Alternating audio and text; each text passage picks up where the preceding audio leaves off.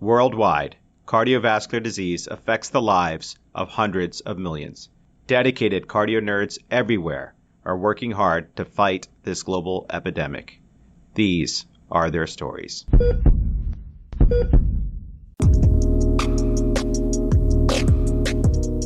Hey CardioNerds, my name is Najah Khan. I'm currently a PGY2 internal medicine resident at Houston Methodist Hospital in Houston, Texas. I'm proud to be a CardioNerds fellow in Haus Einthoven and passionate about preventative cardiology, women's heart health, and cardiovascular imaging. I'm a poet at heart, pun intended, and you can find me on Twitter at Najah A. Khan. I'm so excited to be a part of this educational platform. Thanks for tuning in to this phenomenal case from University of Maryland. In this episode, we learned from Doctors Manu Mysore, Shawn Samanta, and Rawan Amir as we meander through this case discussion, which concludes with an e-CPR from our expert, Dr. Gautam Ramani.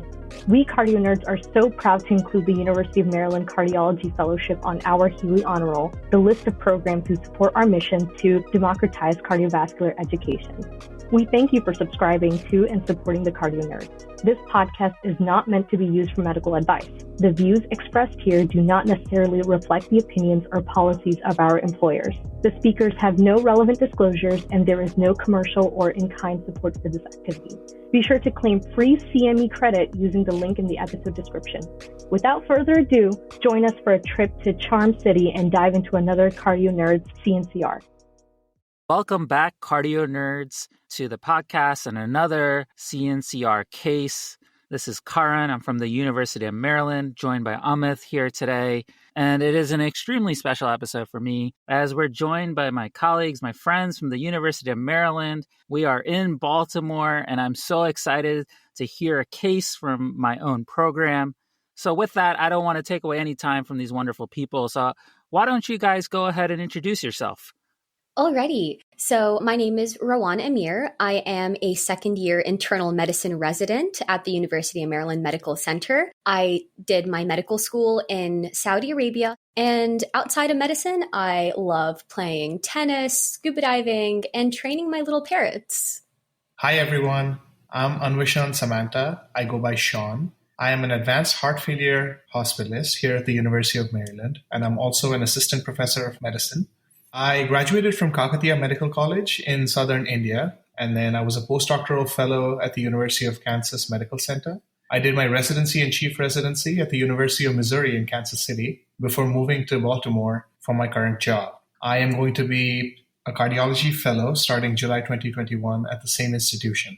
During my free time, I like to watch my beloved Chelsea Football Club and the Kansas City Chiefs.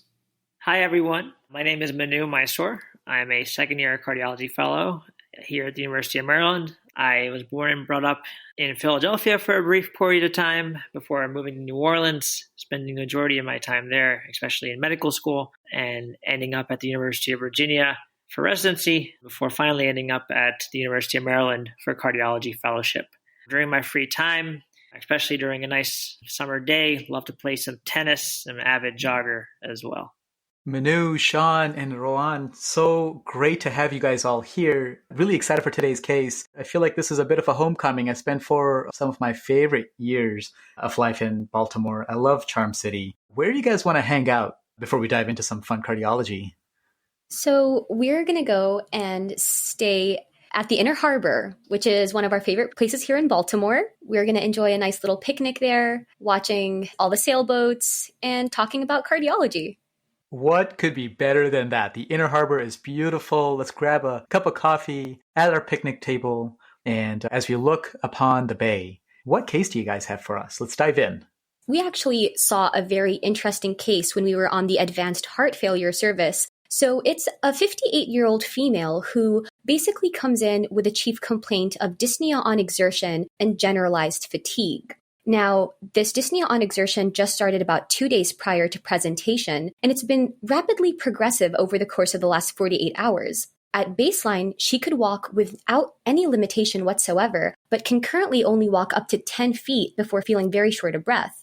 She denied any shortness of breath at rest. She did have some symptoms that may have been consistent with orthopnea, but no clear PND. In addition to that, she denied any lower extremity swelling, any significant weight changes, chest pain, palpitations, dizziness, or syncopal episodes. She also denied any sputum production or cough, but she did say that she noticed she's been a little wheezy over the last 2 days as well. She didn't have any fevers or chills and did not have any recent sick contacts or COVID exposures, which is extremely important given the current state that we are living in at the moment. The remainder of her review of systems was quite unremarkable. So Rawan, dyspnea is a very common but a very important chief complaint that we commonly see in the hospital setting. But as you mentioned, it's also very important to look at the context of the dyspnea. So what do we know from that standpoint? Yeah, so she does have quite a significant past medical history. She has a history of a heart transplant back in 2015 with a VAD explant at the time as well. She also has a history of type 2 diabetes, hypertension, hyperlipidemia, and COPD. So Rawan, you just brought up a buzzword there, and now making sense to me why you met this patient on the advanced heart failure service. And this is really going to change how we think through this patient's case. You said they had a heart transplant. So some questions immediately that I want to know about history, and we'll get to the patient's specific history about their symptomology, but regarding their heart transplant histories, why did they have a heart transplant? Was this a patient that previously had an LVAD? Did they have any other surgeries related to transplant? And has there been any complications since their heart transplant?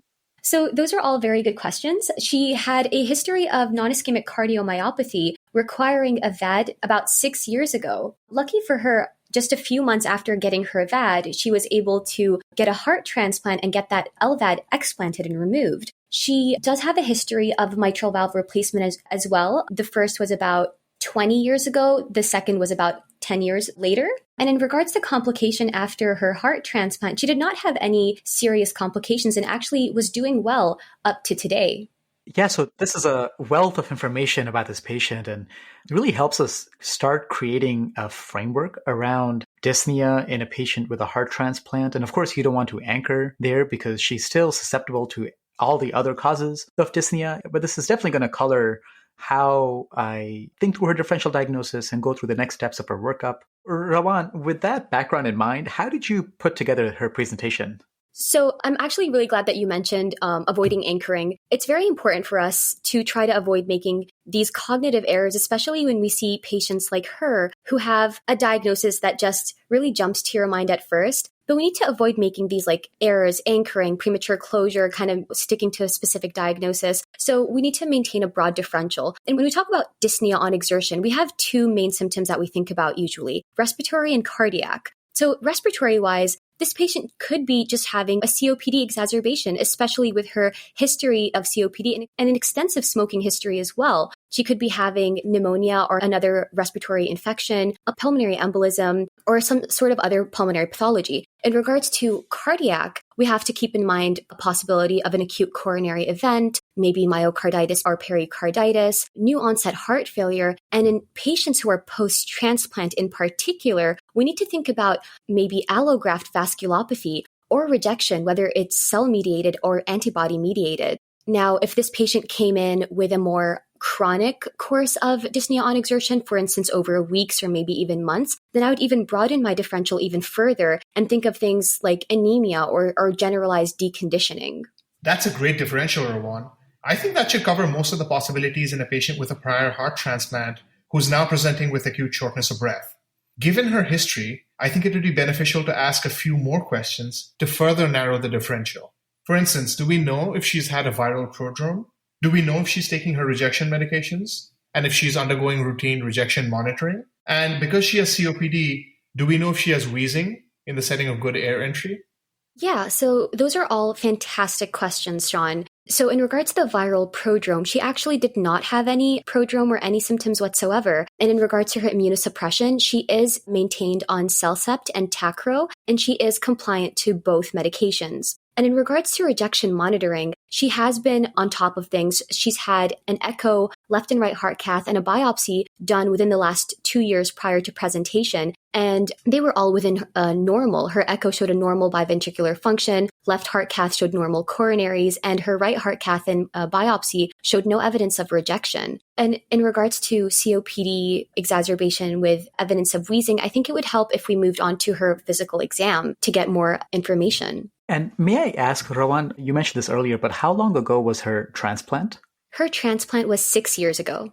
There are a number of things that can come up in transplant patients. And this far out, we start thinking about, and you mentioned this earlier, could she have cardiac allograft vasculopathy and hence the importance of surveillance coronary angiography? But, it's because of the diffuse nature of allograft vasculopathy with intimal hyperplasia and smooth muscle hypertrophy, because coronary angiography and even coronary CT are essentially luminograms, you can develop pretty significant allograft vasculopathy without actually noting it on the angiography. The sensitivity isn't great. Hence the utility of potentially using IVUS as part of the coronary angiogram to see if you do have intimal hyperplasia, and or using a functional test like cardiac PET with absolute myocardial blood flow estimation for coronary flow reserves. So while it is reassuring that her coronary angiogram hasn't raised red flags during her last study, I'm not totally comforted that she doesn't have CAV. So something else just to keep in mind as we go forward. Yeah, Amit, that's a fantastic discussion specifically regarding cardiac allograft vasculopathy. And just to build off that a little bit, we know donor hearts are denervated at explantation. So a lot of times these patients will not experience typical angina, even if they have advanced cardiac allograft vasculopathy. But I think it's really important, as Rawan has done well here, is to frame this discussion. So this is a patient with essentially acute dyspnea over 1 to 2 days in a patient with a prior cardiac transplant. And so I'm beginning to think more along the lines of what are my potential acute pathologies? And Rawan, you mentioned some of them, including diagnoses not necessarily related to the heart transplant, like pulmonary embolism. Could this patient have an acute COPD exacerbation? But then I'm also starting to get concerned about the acute pathologies from the other side of this, which is the heart transplant. Could there be rejection? Could there be an acute infection? Could the patient have some reason to have developed an overwhelming infection and it's manifesting as fatigue in the setting of their immunosuppression? So I agree, I want some more information, but this is how I'm framing it. Acute dyspnea in a patient that's had a prior heart transplant, and we're thinking simultaneously of our potential differential in both those categories. So Rawan, you want to take us through the physical exam? I'd be happy to. On arrival, her initial vitals were as follows. Her blood pressure was in the 100s over 60s, which is actually her baseline. She was slightly tachycardic with a heart rate of 105, which is expected in post-transplant patients because of the denervation. She was afebrile, slightly tachypnic with a respiratory rate of 25, and borderline saturation with a sat of 94% on room air. Her weight was 180 pounds, which is at her baseline dry weight. Generally, she did appear well. She was not in any form of acute distress, but she was a little tachypnic. She appeared euvolemic, had a normal S1 and S2, was tachycardic with a regular rhythm, but there were no murmurs or added sounds, no elevated JVT, and no lower extremity swelling. In regards to her respiratory examination, she did have equal air entry bilaterally, but had some inspiratory crackles at the bases of the lungs bilaterally. She also was warm and well perfused with good peripheral pulses. So Rawan, it sounds like someone that generally sounds like her baseline. And, whenever I hear that term baseline, I always wonder who defined it and how did we define it? Is it a chart baseline? Is it based on one initial visit some time ago? And we have to remember that baselines are always shifting for these kind of patients, especially patients that are post-heart transplant or any major cardiovascular procedure. So one marker is at her quote-unquote baseline weight, which is a good thing. And as you mentioned, you don't hear any elevated JVD, you don't have any murmurs, but you are mentioning that you're hearing crackles at the bases bilaterally. And this is now in a patient that's post-heart transplant, acute dyspnea. So I still have concern for acute heart failure, especially with that borderline oxygen saturation, less than 95%, and her tachypnea that you described. So I am interested to see the labs and see that initial diagnostic workup. So what happened next? So as for her labs, her CBC and coagulation profile were all within her baseline. Her CMP, though, did show evidence of acute kidney injury with an elevated creatinine up to 1.7 from a baseline of 1.1. Her NT-proBNP was elevated. D-dimer was up to 950. Trop-I was 2.29, and a lactate was 2.3. We actually were very concerned about the shortness of breath, and as part of our workup, went ahead and got a chest x-ray for this patient. So the chest x-ray showed that she was status post-sternotomy from her heart transplant. She had patchy peripheral opacities in both lower lobes. There was some blunting of her costophrenic angles, which was consistent with pleural effusion. Due to her elevated D-dimer, we went ahead and got a CT angiogram of her chest. Luckily, This did not show a PE. However, we did see some bilateral pleural effusions or atelectasis. We also saw bibasilar mosaic attenuation consistent with small airway disease, which in her case was emphysema. The EKG showed sinus tachycardia at a rate of about 110 beats per minute. She had a right bundle branch block. There were sub-millimeter ST elevations in leads 1 and AVL, and ST depressions in the infero-posterior leads. Now, the plan from here on was to go ahead and get a bedside echo. So I called Manu in the early hours of the morning to come in and help me with a bedside echo. While Manu's coming into the hospital, let's look at the differential one more time. How have we changed from where we were before? Now, initially we were thinking this could be two main systems. This could either be a pulmonary cause or a cardiac cause, like Karan summarized. I'm starting to think now that this is unlikely to be a pulmonary cause. Now, we know she has COPD, but she has good air entry on physical examination and she still doesn't have any wheezing. It's unlikely to be a pneumonia in the absence of a consolidation or fevers. We ruled out a PE by our CT angiogram of the chest. So now I'm starting to think that this is more cardiac in nature. What could it be? It could certainly be an ACS because she has EKG with ST elevations and an elevated troponin. All of that is very concerning. But her symptoms also point towards a new onset congestive heart failure. Although she's euvolemic and appears to be at her baseline weight, she has congestion on her chest x-ray and crackles on auscultation with an elevated BNP. So Manu now gets to the hospital. And what do you see on the bedside echo?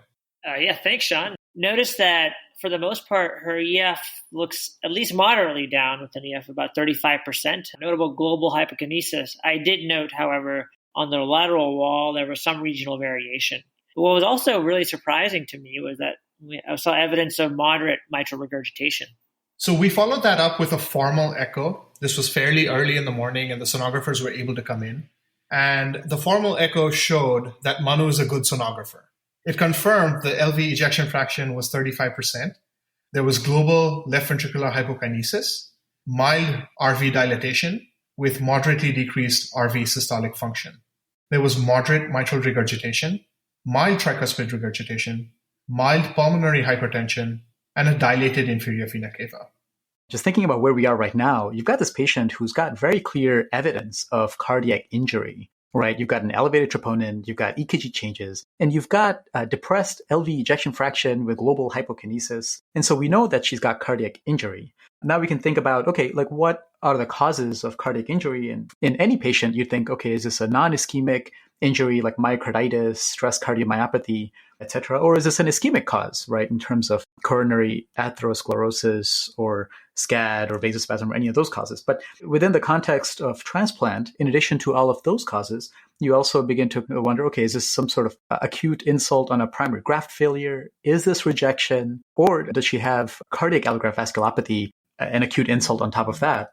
So all of these things are running in your mind, and time really is myocardium, especially if things like rejection are on the table. So I really applaud you guys for how quickly you're evaluating this. I think that the impulse to get a bedside POCUS to quickly understand the situation is very important here. And it's all hands on deck right now, right? This patient has active cardiac injury. There's active troponin leak. What was the next step?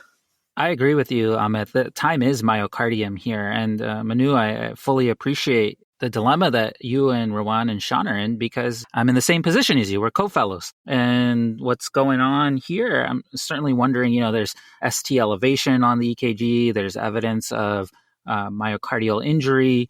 Patients with post-transplant may not have the classic angina symptoms.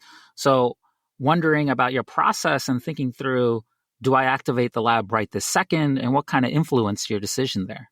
No, that totally makes sense, Karan. These were some of the same thoughts that were coming across us as we were taking care of our patient. One, the ST elevations, the elevated troponin, those are all things that kind of wanted to push us towards a more expedited evaluation for what was going on. It definitely concerned us. And so I'll leave it to Shawn to kind of go ahead and explain what was seen further. And that expedited evaluation is not just going to be a look at the coronaries, but also tissue here, as Amit was referencing, that this could be acute rejection. So it's not just an expedited evaluation to see what the coronaries look like, but we also need to get an endomyocardial biopsy. So Shawn, what did it reveal?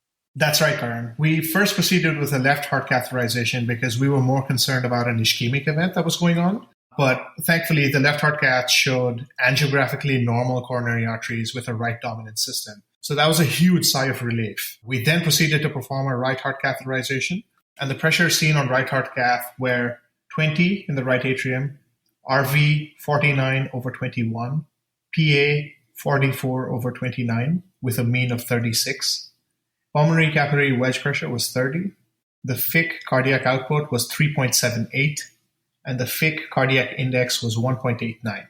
The pulmonary artery saturation was 62%, and we got 3 endomyocardial biopsies before the patient was transferred back to the cardiac care unit. So taking a look at these numbers, Shawn, sounds like she's got elevated right-sided filling pressures, with the diastolic ventricular pressures being around the 20s or so. And it looks like based on her PA pressure, she's got at least moderate pulmonary hypertension that appears to be post-capillary in nature with an elevated wedge pressure of around 30. And by FIC, it appears as if she has a depressed cardiac index, keeping in mind, however, that this is an assumed FIC that was not necessarily studied in a transplant setting, and a PA stat of around 62% to kind of correlate with that as well, with the biopsy samples pending. That's right, Manu. I think our differential shifted significantly after these findings. Previously, we had been most concerned about coronary occlusion, whether that was from plaque rupture, whether that was sudden coronary artery dissection, or a subacute process like coronary allograft vasculopathy. We were able to successfully rule these out through the left heart catheterization, and we were waiting on the biopsy samples. So at this point, we were thinking, what is the cause of her new onset congestive heart failure? We were thinking along the lines of a non-ischemic cause after the left heart catheterization, and myocarditis was certainly something we were considering very strongly. Stress cardiomyopathy was less of a possibility because of the findings on the echocardiogram. So rejection was probably the top on our differential. So to arrive at a final diagnosis, we would still have to wait for the results of the endomyocardial biopsy.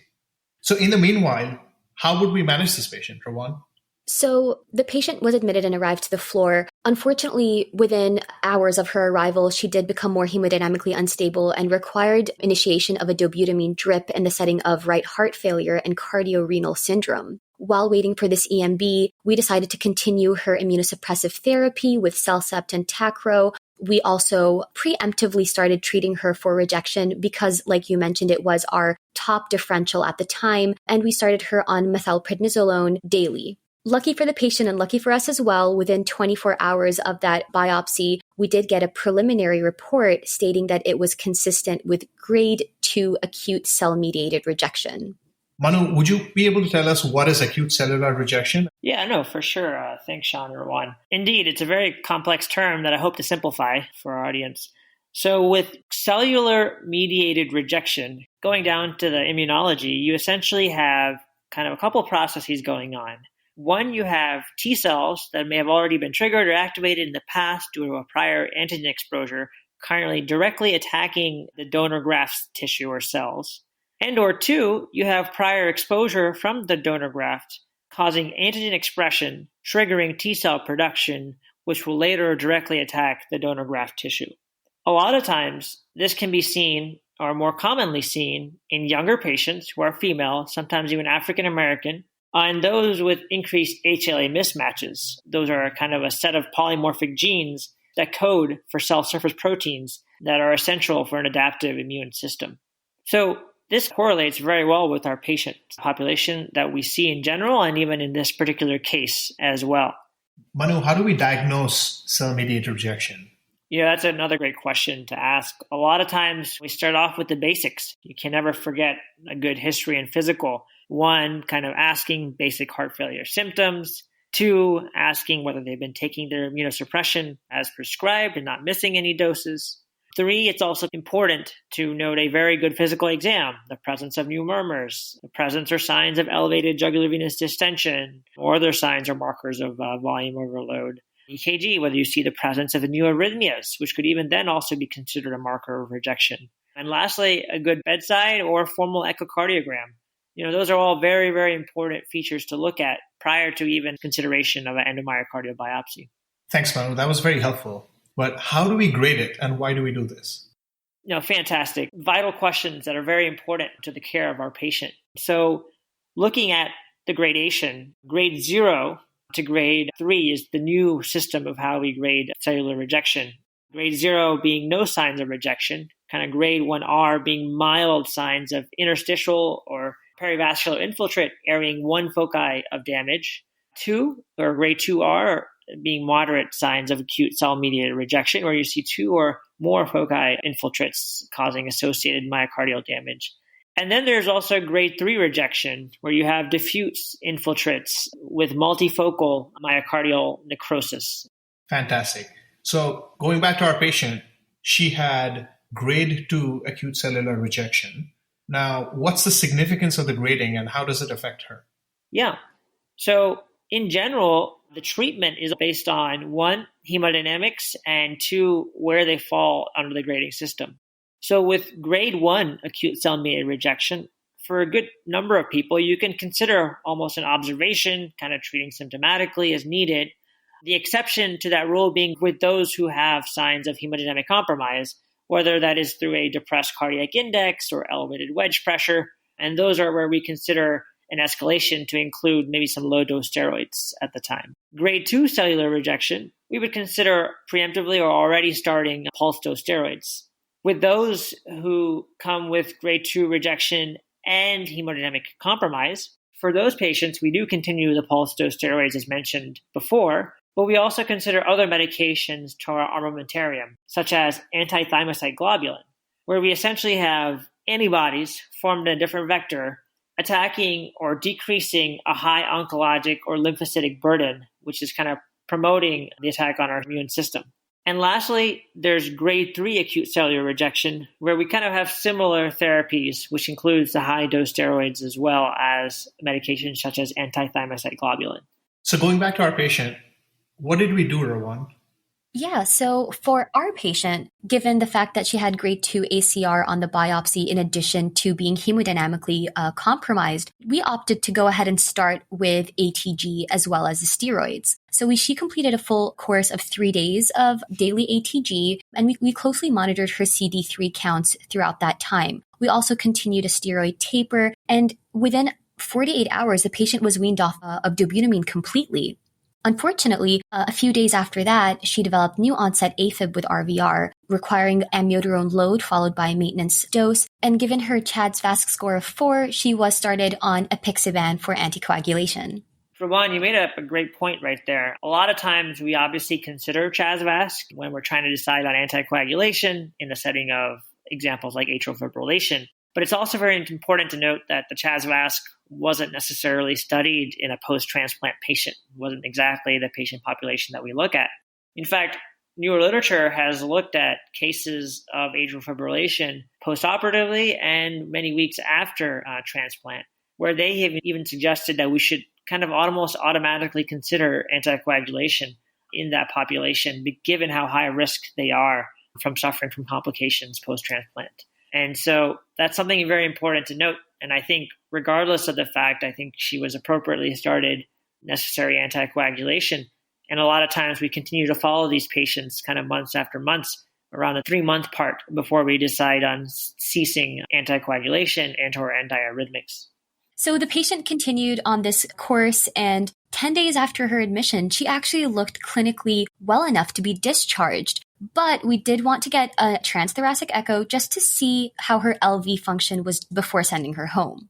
So the transthoracic echo before discharge showed minimal improvement in LV ejection fraction and mitral regurgitation. She was then started on goal-directed therapies and discharged to be followed up outpatient. We saw her in clinic about a month later. Her weights appeared to have been stable from prior, although she did note some improvement upon her dyspnea upon exertion. We were further able to uptitrate her goal-directed medical therapies at the time, and she was continued on a prolonged steroid taper. She eventually did have a repeat endomyocardial biopsy 3 or 4 weeks or so post-treatment, and she had grade 0 or no evidence of acute cellular or even antibody-mediated rejection. An echo was done right around the time of that right heart cath with biopsy, which showed a slight improvement in her LV function with an EF of about 40%. And slight improvement in her RV function, as well as mild to moderate MR and normal pulmonary artery pressures. Manu, thanks for giving us that follow-up. It's really helpful to go back and see how our patients did after we discharged them from the hospital, because many of us do see our patients in the inpatient setting. But recognizing that this patient's transplant was over 5 years ago, the incidence of cellular rejection, my understanding is that it does go down with time. So were you ever able to identify what was the risk factor for her developing cellular rejection so late into her course? And as a follow-up to that, did you guys end up modifying her maintenance immunosuppression in any way? Those are great questions, Amit. To be quite honest, we did not necessarily find a significant risk factor beyond kind of the factors that she had, but especially in the late transplant setting, we didn't really find, unfortunately, anything that kind of conveyed that information for us. We did have some minor dose adjustments to our immunosuppression regimen thereafter, but overall, unfortunately, like you said, we weren't able to find a great answer as to why that had happened.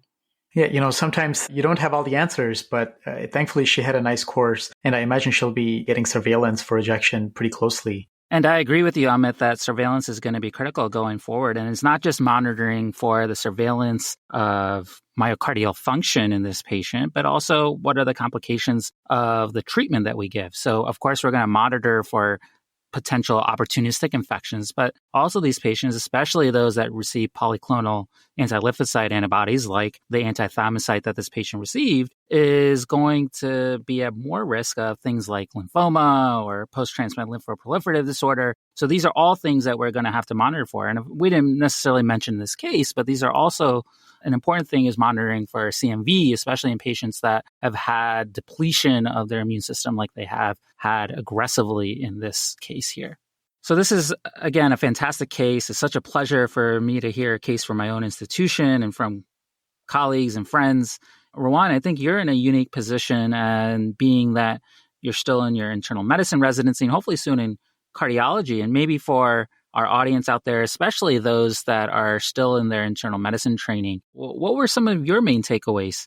So this case was actually my first one-on-one experience with acute rejection. So it was a very humbling experience from start to finish. My main takeaways from this experience was to keep in mind how these patients present with such vague symptoms, fatigue, just not feeling like themselves, maybe symptoms of heart failure. So you just have to be on high alert and have your spidey senses on in such situations. And obviously the treatment of rejection and how to grade them and how to decide what treatment to give based on rejection, especially when it comes to reaching out to our pathology colleagues and asking them for help. It was a really unique experience. I think one of the biggest things that I learned is just to remember to stay on top of things and act quickly when the suspicion is there.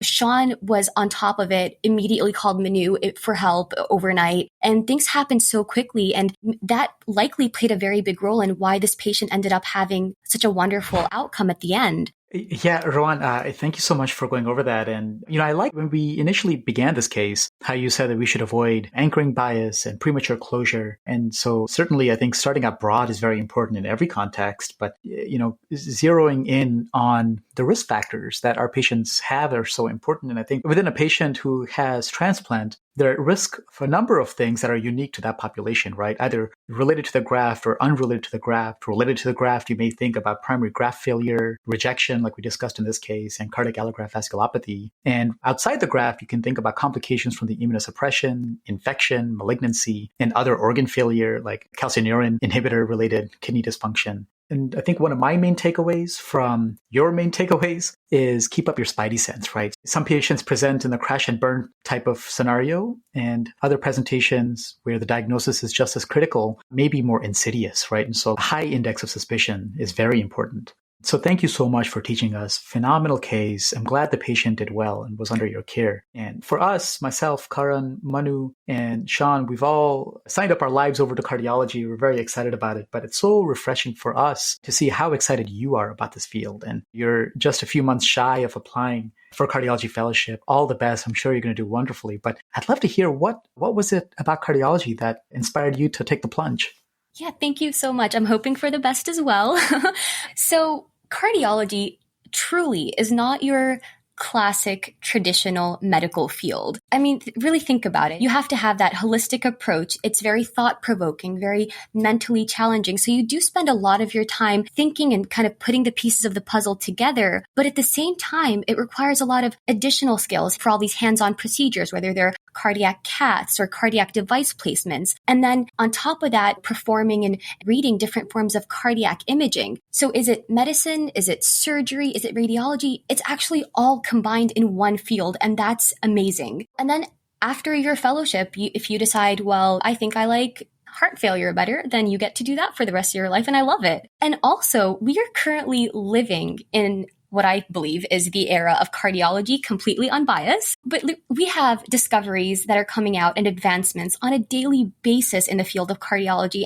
And being lucky enough to be living this experience, it's incredibly exciting and makes me think of what I can do in this field, hopefully soon in the future, to help take it further into the future, hopefully one day.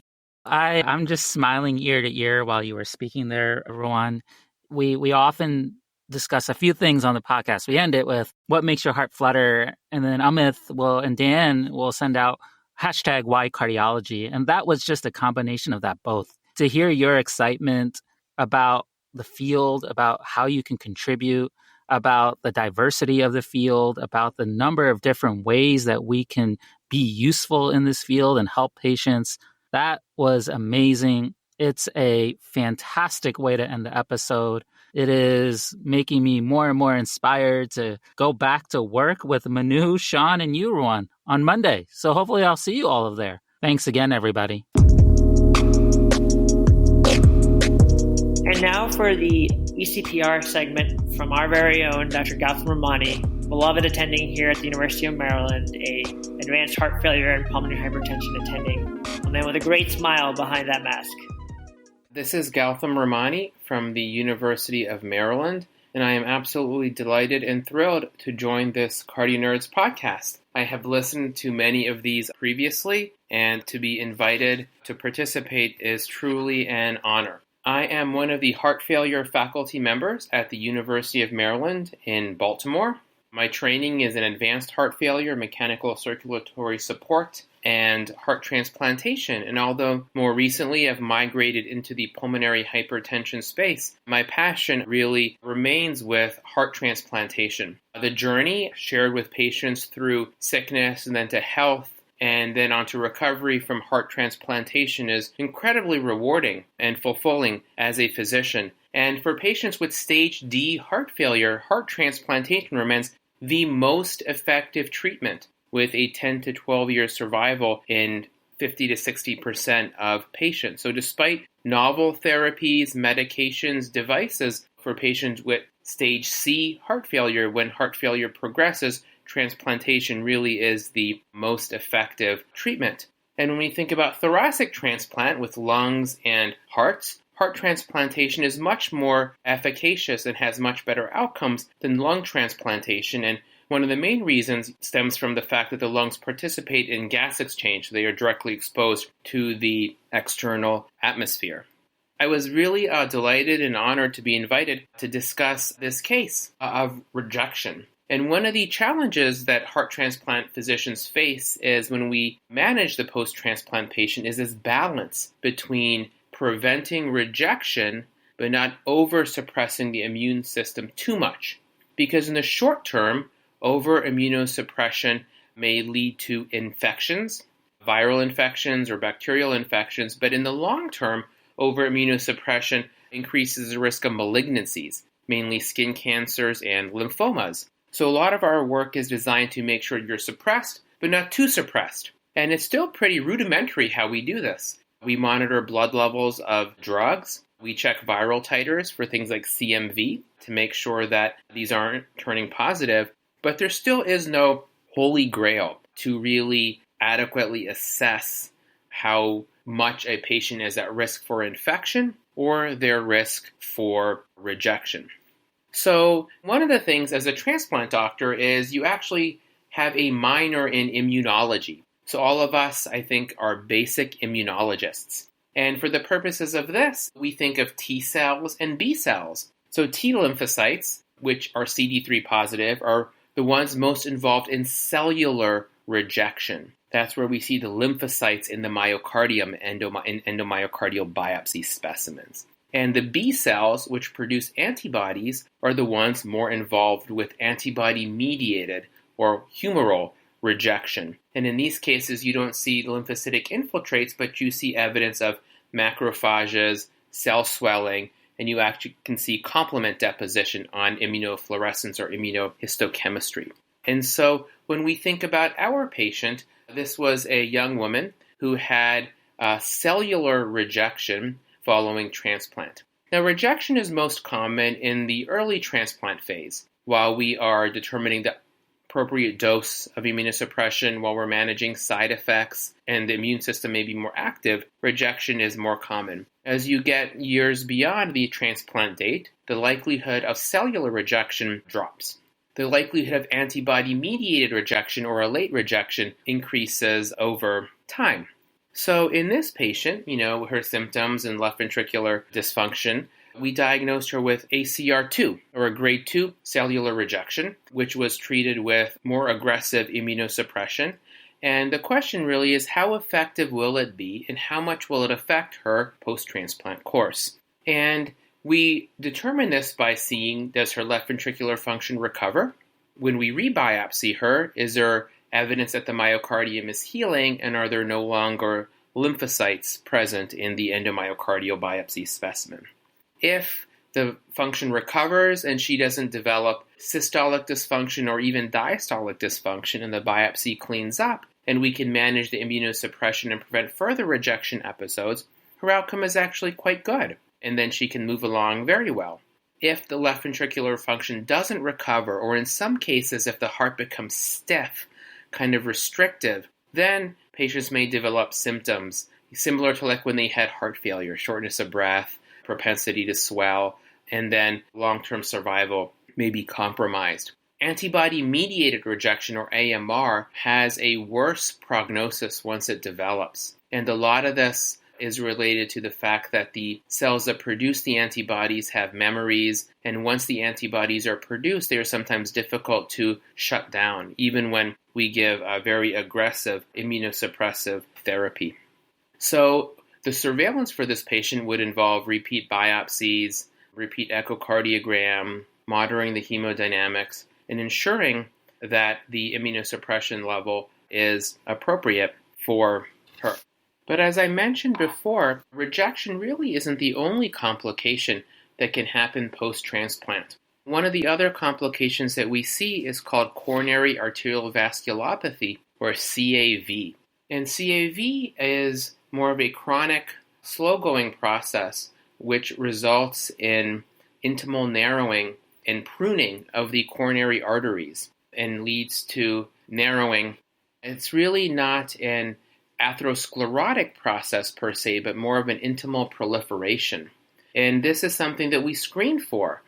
Sometimes patients may present with dyspnea or fatigue or an unexplained drop in ejection fraction, but oftentimes they won't have chest pain because the heart is de-innervated. And once coronary arterial vasculopathy develops, it's very difficult to reverse. Sometimes modulating the immunosuppression has been shown to possibly have an effect. We know that statins have a preventative effect in developing coronary arterial vasculopathy. But when CAV develops, and especially if it progresses and patients become symptomatic, one of the things we think about is retransplantation. We know that stenting or revascularization of coronary arteries may improve symptoms, but it doesn't have any effect on long-term allograft survival. So in patients who are not sensitized, meaning they don't have antibodies, and especially those who have preserved renal function, we think that retransplantation may be an option for severe progressive coronary arterial vasculopathy.